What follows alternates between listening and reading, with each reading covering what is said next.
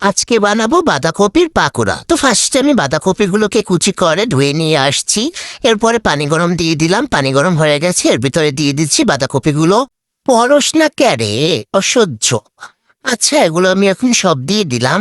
এখন দেখতেছি যে সিদ্ধ হয়েছে কিনা। তো দেখলাম যে আধা সিদ্ধ হয়ে গেছে। এটা পুরো সিদ্ধ করার দরকার নেই, আধা সিদ্ধ করে নিলেই হবে। আধা কপির পানি ঝরিয়ে এখানে নিয়ে আসছি, এর ভিতরে দিয়ে দিলাম কাঁচামরিচ কুচি। আর এইদিকে আমি পেঁয়াজ ফ্রিজে রেখেছিলাম, ডিপ ফ্রিজে, এজন্য জমে গেছে। তো এখান থেকে কিছুটা পেঁয়াজ দিয়ে দিলাম। এরপরে দিয়ে দিচ্ছি হলুদের গুঁড়া, মরিচের গুঁড়া, এখানে দিলাম ধনিয়ার গুঁড়া, এরপরে দিয়ে দিচ্ছি জিরার গুঁড়া, এরপরে দিচ্ছি স্বাদ মতো লবণ, এরপরে দিচ্ছি সাদা আটা, আর এখন দিচ্ছি চালের গুঁড়া। তো এই যে সবকিছু দেয়া শেষ, এখন আমি হাত দিয়ে ভালো করে এটা মাখিয়ে নিচ্ছি।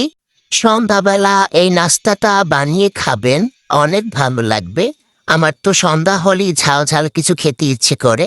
এই যে বানিয়ে নিলাম, এখন আমি এটা ভাজবো। এজন্য আমি এখানে একটা প্যান গরম করে এর ভিতরে তেল দিয়ে দিচ্ছি। এই যে চলে আসলাম একটা চামচ নিয়ে ভাজতে, কারণ এখন আর হাত লাগাতে ইচ্ছে করতেছে না। এই যে চামচ দিয়ে অল্প অল্প করে দিয়ে দিচ্ছি। এত ঠান্ডা, কি বলবো, ঠান্ডার ভিতরে বারবার হাত ধুতে ইচ্ছে করে না। এই যে অল্প অল্প করে ছোট ছোট করে দিয়ে দিচ্ছি। শুধু তোমাকে ভালোবেসে ঝড়ের সামনে দাঁড়িয়েছি একা ছেঁড়া পতাকার বেশে। শুধু তোমাকে ভালোবেসে তোমাকে ভালোবাসবো ভেবেছি শত যুদ্ধের শেষে। শুধু তোমাকে ভালোবেসে এই পাঁজর ভরা ভালোবাসা দুহাত ভরে নাও। এই আধো আলো আধো ছায়া দুহাত ভরে নাও। এই আমায় কিছু নাই বা দিলে।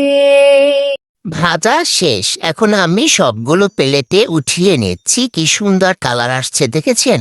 এভাবে লাল লাল করে ভাজতে হবে। এরপরে আমি আবার এক খোলা দিয়ে দিচ্ছি। আজকে এই 2 খোলাই ভাজবো। আর যেটুকুনি আছে ওইটুকুনি রেখে দিব ফ্রিজে, কালকে সন্ধ্যায় ভাজলে আবার নাস্তা হয়ে যাবে। এগুলো আমি লাল লাল করে ভেজে নিলাম, এখন তুলে নিচ্ছি।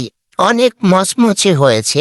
শুধু তোমাকে ভালোবেসে ঝড়ের সামনে দাঁড়িয়েছি একা ছেঁড়া পতাকার বেশে।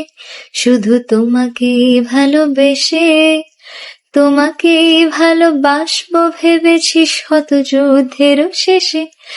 পাকোড়া ভাজা শেষ, এখন গরম গরম সস দিয়ে খাবো। তো রেসিপিটা কেমন লাগছে অবশ্যই জানাবেন।